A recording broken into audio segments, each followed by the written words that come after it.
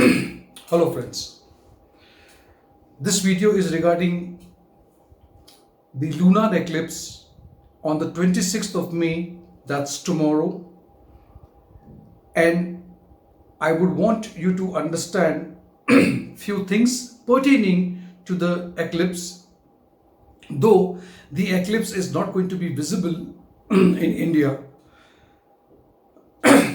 Some people feel that the eclipse is not visible, so it will not have any effect on us. That's completely wrong, and let me correct you. Wherever, see, because the phenomena is going to happen, it's happening, so it will definitely affect each one of us.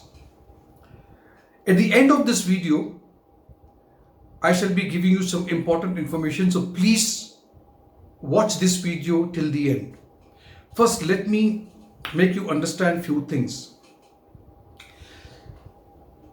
To give you the total picture of this lunar eclipse on the 26th of May 2021, I would want you to, I would draw your attention towards this board now. I hope you can all see this. Now this chart with the Lagna as Taurus would represent the horoscope of India. I am not going to talk about Rashis or ascendants. You have to only see that the Rahu and Ketu axis, this line, where it falls in your horoscope. It could be that the Rahu is in the first and this thing, so it's going to be you, your spouse. If it is here, it's your family and the house of transformation. If it is this house, is a house of courage, mass, media, printing, communication, neighborhood, and then the ninth house is a religious. Similarly, look where is number 2 and number 8 axis falling in your horoscope. Now, let us understand this particular lunar eclipse from the astrological point of view. Obviously, Sun and Rahu is going to be together, and so the eclipse is forming. Rahu and Sun both are into the nakshatra of Rohini. Even this has to be understood. Rohini, which means the Rohini is all about moon, which is the lord of the third house. Here it is. Number 4 is Cancer. Venus also is here in this house, so it is in the conjunction, but it is a very loose conjunction over here. We have to see that Mars is in Punarvasu Nakshatra along with Mercury. Mercury is going to only touch and go because soon it is retrograding and it will again go back into the sign of Taurus. Coming down over here, Moon is in Anuradha Nakshatra,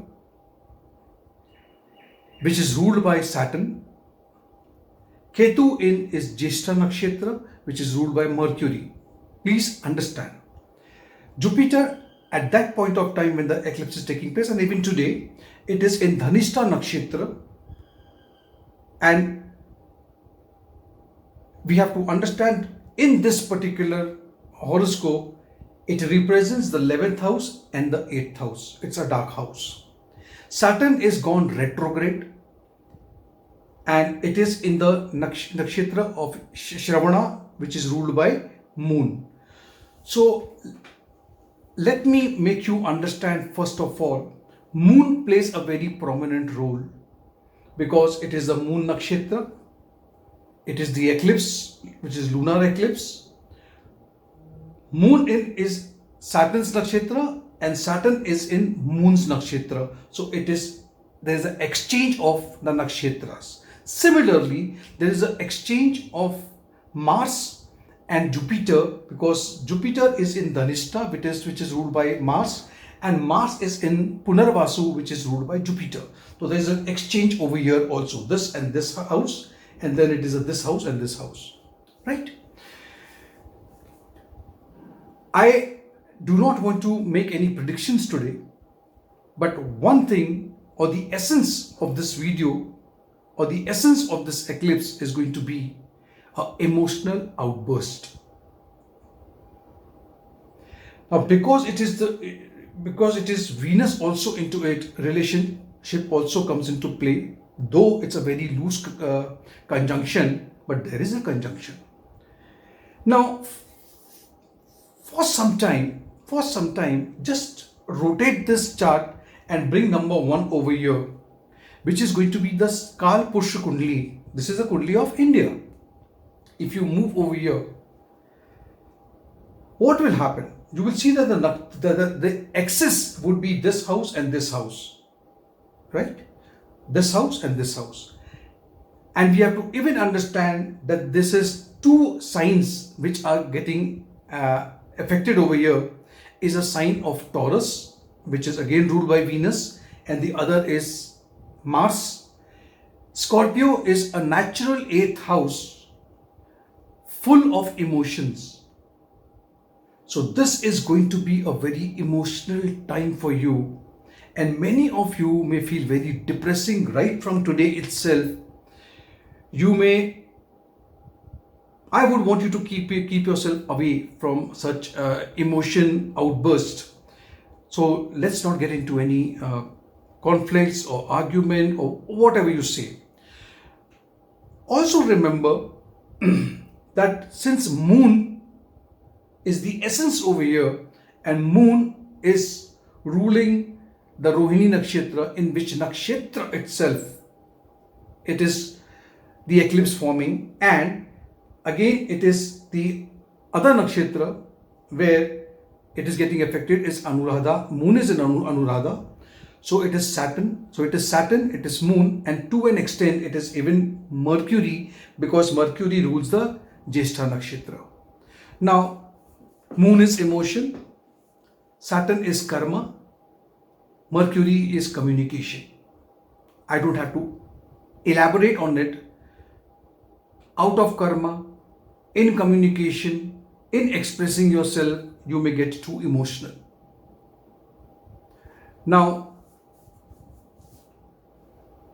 we have to make sure, last time also I explained to you that every lunar eclipse, more than the day of the eclipse, the effect is felt till 40 days. So, coming 40 days is going to be crucial. In case of a solar eclipse, the effect remains for almost 120 days, that is 4 months. So, if you think that after the eclipse is over, things are getting better, mind you, that is not the case. Now, as I told you at the end of this video, I'm going to give you some information. People, my friends, I'm talking to you all, if you are wearing any gemstone, whether as a pendant or as a ring, I would request you that this particular eclipse for India is starting at 3:15 in the afternoon, and it will remain till around 7:19, if I'm not wrong, in the evening. But the peak the full phase shall be between 4:39 in the afternoon and 4:58.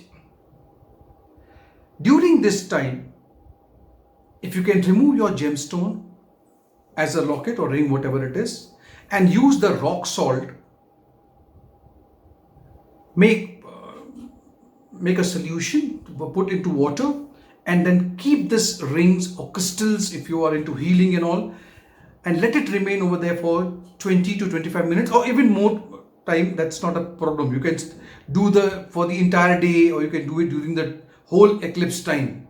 But please do it, because this is what we call as re-energizing and reactivating that stone, that gemstone. And this you should do it on every full moon day if possible, or at least at every eclipses that comes, because the next eclipse soon is going to be in the month of June, which is going to be a solar eclipse. So I am just here to explain to you that this is in the natural horoscope is your second and your eighth house, and especially when it is the eighth house, which is a very dark house, it is a very good time for meditation, no doubt about it. People who are into healing, spiritualism, great time for you. Just control your emotions, because your emotions may get a bit disturbed. And especially people who are born with moon along with Rahu, or moon along with Ketu, or sun with Rahu or sun with Ketu, please make sure that you control your emotions. It's very, very important. Especially the combination of Rahu and moon is very, very important, because these people normally forget about the eclipses. Otherwise, also every Amavasya and every Purnima, they have this problem of mood swings, running into depression, and maybe an emotional outburst. Thank you so much for watching this. Do like my video, share my video, and click on the notification bell icon as well. Thank you.